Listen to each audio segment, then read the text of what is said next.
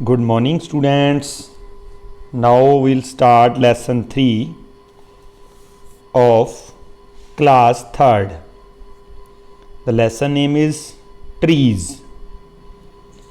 So now we'll start जमात तीजी विशा अंग्रेजी lesson तीसरा trees. बच्चों trees की होंगे ने रुख, बिल्कुल ठीक.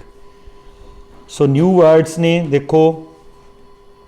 First word is harm, HARM.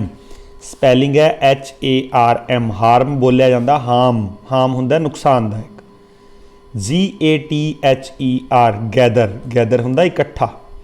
MORNING morning. Morning होंदा सवेर. GRO grow. ग्रो होंदा वधना.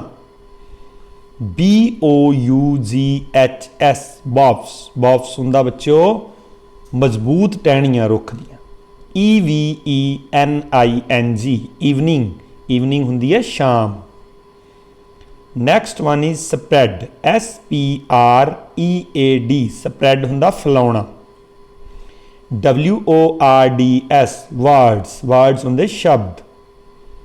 HOLD hold. होल्ड होंदा रोक के रखना. SHADE shade. शेड होंदा परछावां या छां जिन्हों आपां कहने. BEAMS beams. बीम्स होंदी है रोशनी दियां किरणां जिहड़ियां होंदियां ने. TOUCH touch. टच होंदा स्पर्श करना.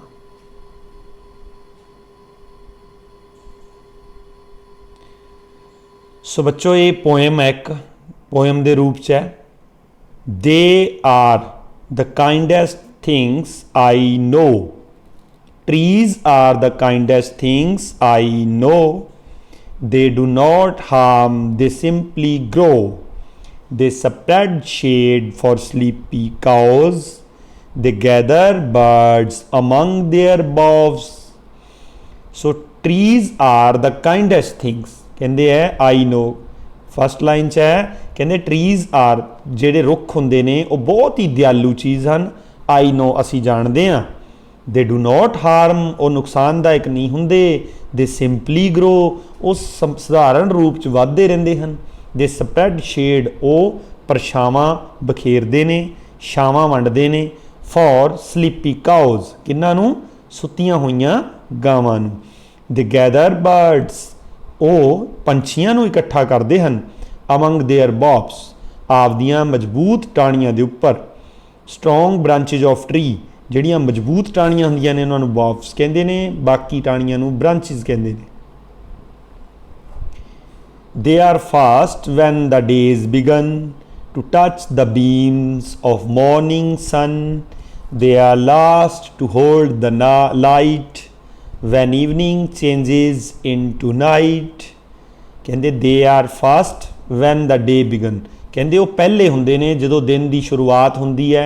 to touch the beams of morning sun जदों सूरज दियां पहलियां किरणां उन्हों स्पर्श करदियां हैं. they are last to hold the light ते वो आखरी होंदे ने जेड़े रोशनी नूं फड़ के रखदे ने. पहले भी वही होंदे ने बच्चों जिन्हां दे उपर दिन चढ़न तो बाद कहंदे सूरज का प्रकाश पैंदा ते आखिर तक भी अपने आप दे विच सूरज दीयां किरणां नूं रोक के रखदे ने. When evening changes into night जदों शाम रात विच तब्दील हुंदी है उदों भी कहंदे ये आप दे विच आखिर तक प्रकाश नूं रोक के रखदे हन. सो ये है बच्चों जो आपां पढ़िया तीसरा लैसन द ट्रीज़. एक पोएम का रूप है. Trees are the kindest things I know. They do not harm, they simply grow. They spread shade for sleepy cows. They gather birds among their boughs. They are fast when the days begin to touch the beams of morning sun. They are last to hold the light when evening changes into night. So next one is true and false. Think and answer. Write true or false. Trees give us fruit and woods. So this is true.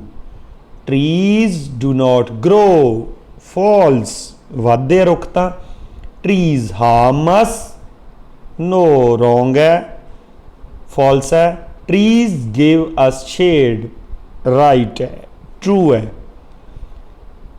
Match the rhyming words no no नाल केड़ा match करदा बच्चों grow देखो no grow light night morning evening ऊपर भी आप right कर सकते हैं the tree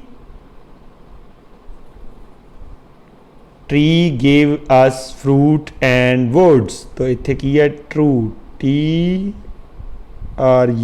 true tree do not grow false FALSE false trees harm us false F तो false पऊगा tree give us shade true T तो true पऊगा सो बच्चों अज आपां इन्ना ही करते हैं अगले पार्ट दे अंदर आपां इहदे बचे हुए क्वेश्चन आंसर इस पार्ट दी टोटल एक्सरसाइज करांगे okay goodbye stay home stay safe